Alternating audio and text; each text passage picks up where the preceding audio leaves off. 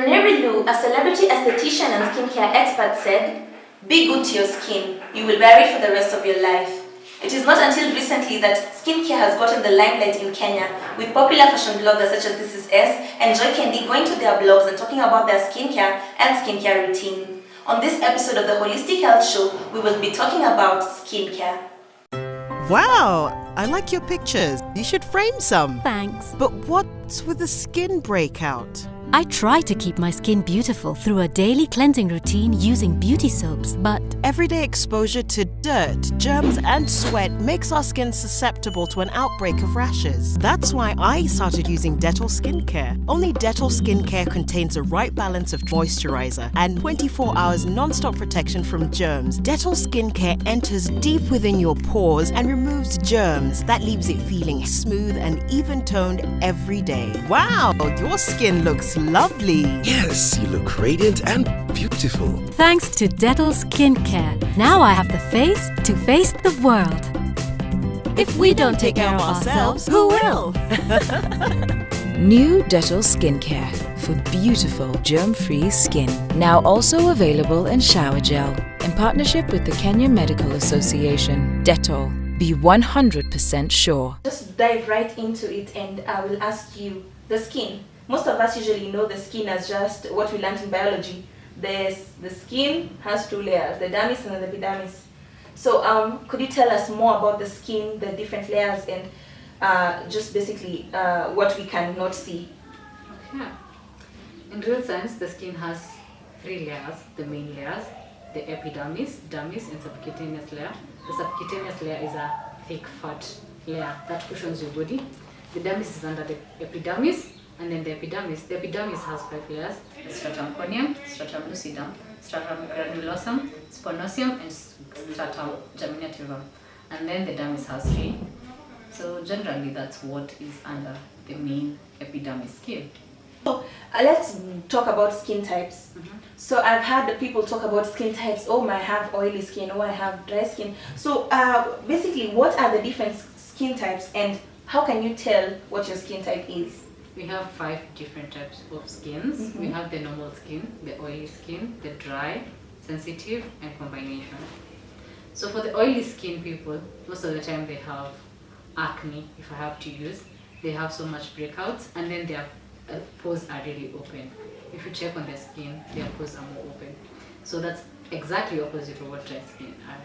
Their skin is tighter, and then for their skin is not looking glowy and some look of shininess in their skin because their skin is totally dry.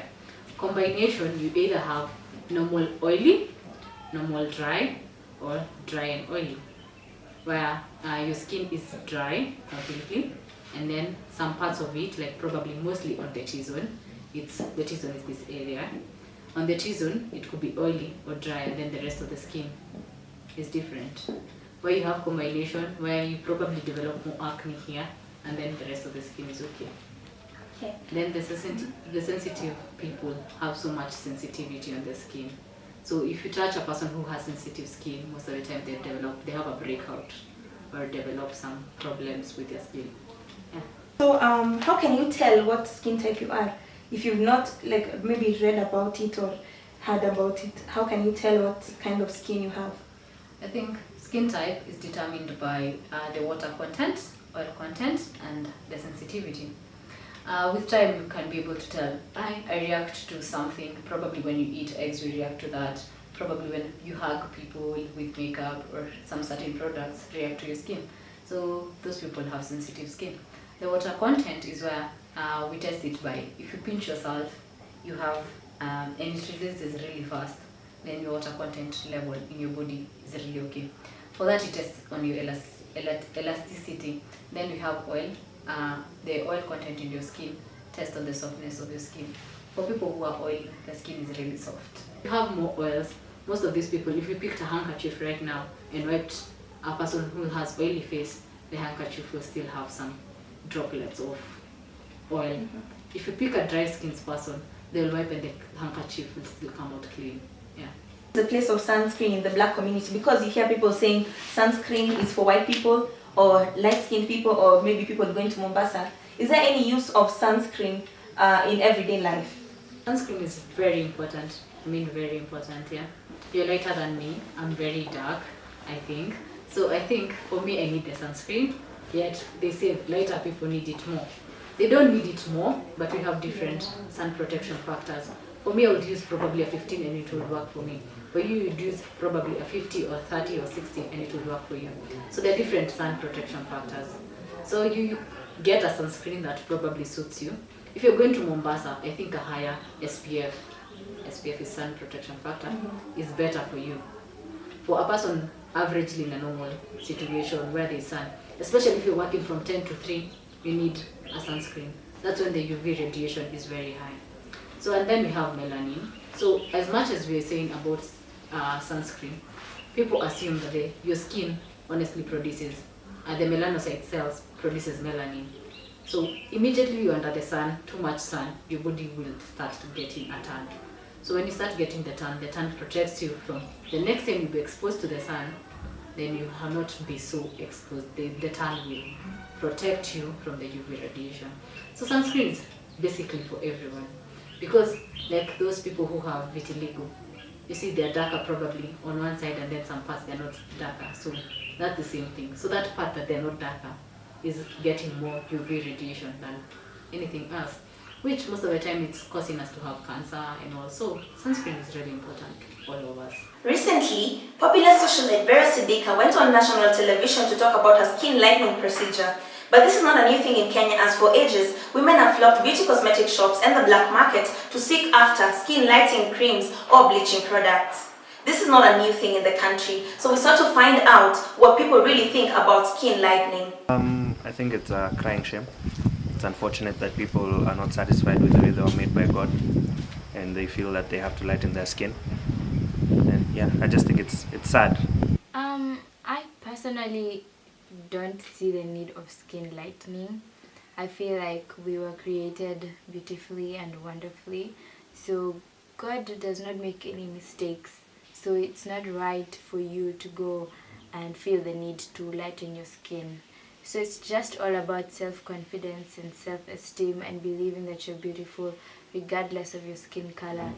So it's just sad that people like Vera Sidika are embracing such things and making other women feel like they need to do such things for them to feel beautiful. You're beautiful either way, so I don't find it necessary. I think bleaching shows a distinct lack of self-esteem, and also it shows a lack of cultural appreciation, and it shows that people these days are not willing to accept the fact that they are black, and they think they are inferior because of their skin color, which is not true, because when God made us, He made us all equal. The same liver, the same kidney a person who has a fair skin has is the same that a dark person has. So there should be no such thing as bleaching, according to me. And the people who bleach, for me, and this is with no offense to anyone, but the truth has to be said, I think have been exposed to too much, too much content that made them feel inferior to people of other races. So I think that's the main issue.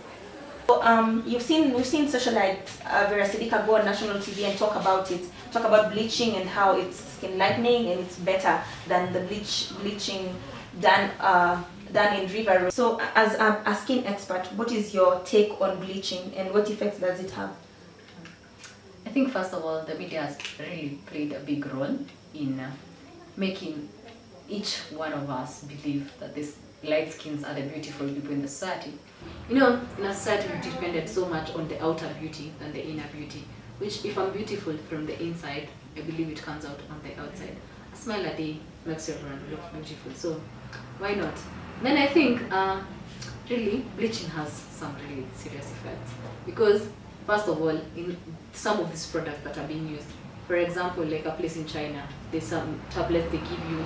You go there, you're looking really aging, but give me 1-2 weeks, I'll be looking a very young person.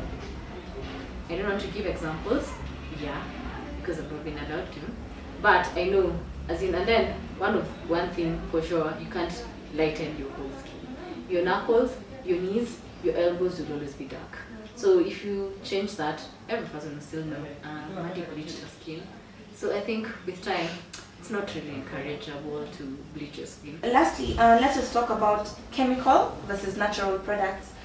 So chemical being products made in the industries, like you have like Neutrogena and other skincare, Clean and Clear, other skincare products like those, compared to someone who's at home and making lemons or turmeric and stuff like that. So which one is better, or is there one that's better, or are they the same? Well, what is the place of the two? Well, as a beautician, I would say artificial or synthetic ones are better. Because anyway, what am I supposed to feed on if you come to my salon and tell me I just want natural products? But generally speaking, I'll really encourage the natural products. Most of these artificial products have added ingredients.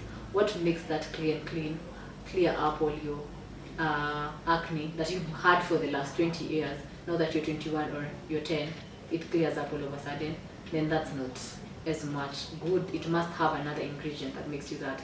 Some of them nowadays, because of bleaching and all thing of the brown skin people, are very pretty. It makes people, they have more bleaching agents. Me and my major thing here is to sell my product. So natural things, whatever I'm making at home, whatever you're making at home, I think they're far much better than the chemical ones. I was embarrassed. I was uncomfortable. I felt very insecure. So I took a stand against scars. I took a stand against stretch marks. I took a stand against dry, damaged skin. Palmer's Skin Therapy Oil is an advanced blend of 5 key ingredients to help improve the appearance of scars, stretch marks, dry, damaged skin, uneven skin tone, and aging skin. Take a stand. Palmer's works. And we're the proof. Palmer's Cocoa Butter Formula Skin Therapy Oil. Perfect formula, extraordinary results.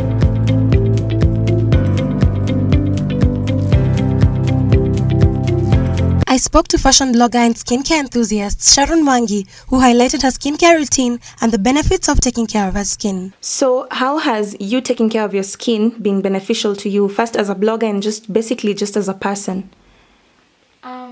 It's just, you know how you feel when your skin is looking nice, your hair is looking nice, your nails look nice, your outfit is nice.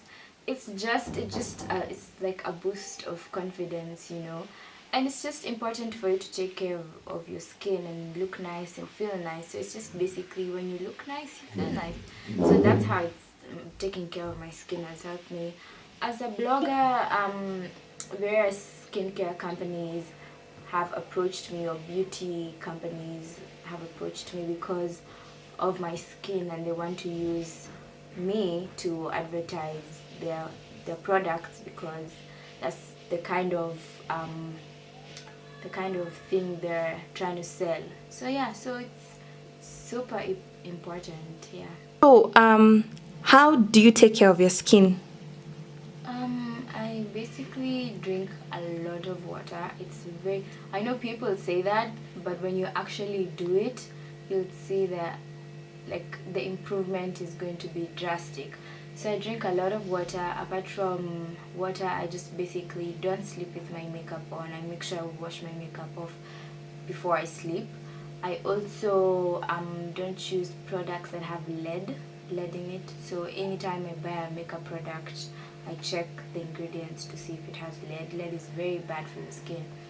I also do a lot of homemade remedies that I found on YouTube and Google and stuff like that.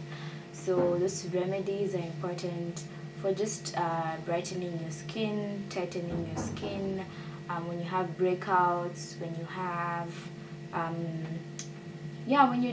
when you want to exfoliate, such things. So I also do a lot of homemade remedies with ingredients just in the house. So that's what I do to take care of my skin, basically. So I'm going to show you guys one of my favorite homemade recipes. So we're going to need coffee and honey, just easy as that. I know you have that in your kitchen at home. So you take a teaspoon or spoonful of coffee, put it in your bowl, then you add another teaspoon of honey, and you just mix it up till it's nice and thick, and you just apply it on your face, basically. So just wet your skin like I have, then you just take it in your hand and you just rub it on your skin like I'm doing right now. Start with your cheeks and rub it in. I know it looks disgusting, but trust me, your skin is going to thank you after this. You are what you eat, and true beauty begins from the inside out. For the Holistic Health Show, I am Madeline Mbaire.